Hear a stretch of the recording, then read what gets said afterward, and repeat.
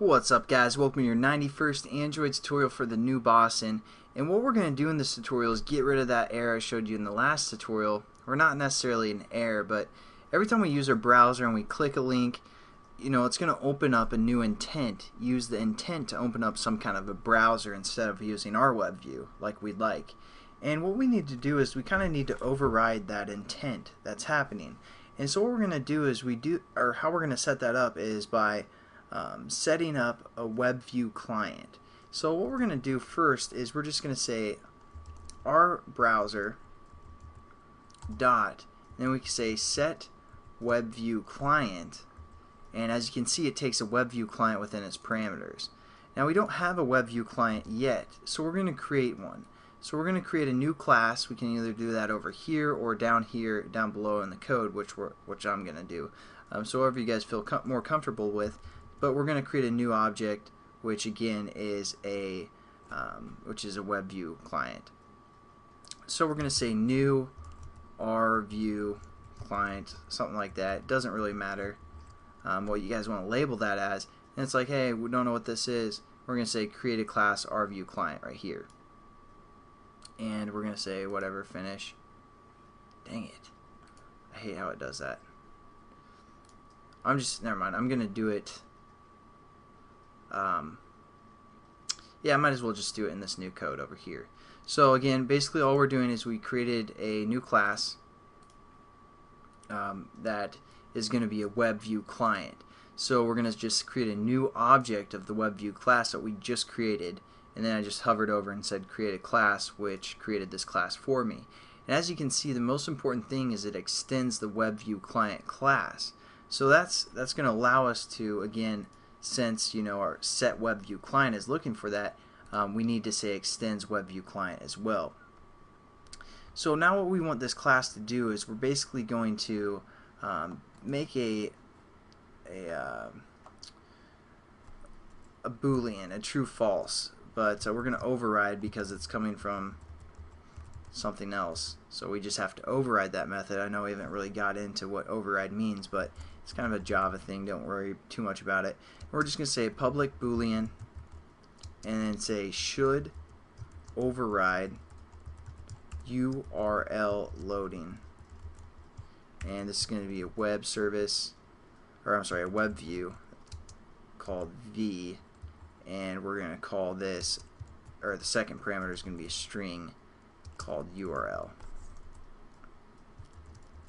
And we're going to have to import a web view.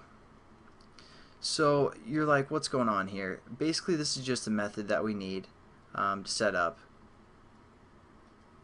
and it's going to say which view we want to override and basically which URL, or when we use the load URL method on our web view from the previous class, it's going to go through this whole thing right here. So we're going to need the web view, which web view we're dealing with, and which URL it's trying to load. So that's basically what that method's doing right there. And then what we're going to say is we're going to say view, or v, for a web view that's being passed in right here. And then we're just going to say load URL, the same method, and then we're going to say URL as well. So basically that's the method that we're kind of setting up. And it's still giving us an error because it's Boolean. It's looking for a true false statement, and so we're just going to say return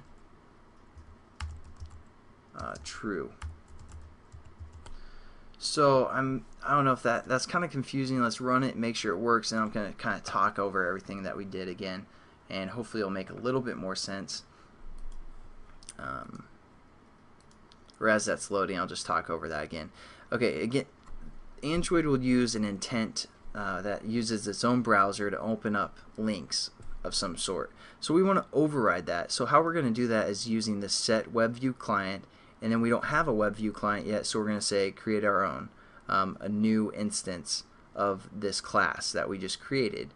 So we had to create that class, so it created it for us, and it extended the WebView client, which is what we're looking for.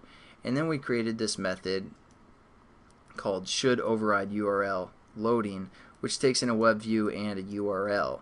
So we take that web view and we use the load URL method, and then you know, basically we're just setting that to true, so it's going to load on our web view, if that makes sense.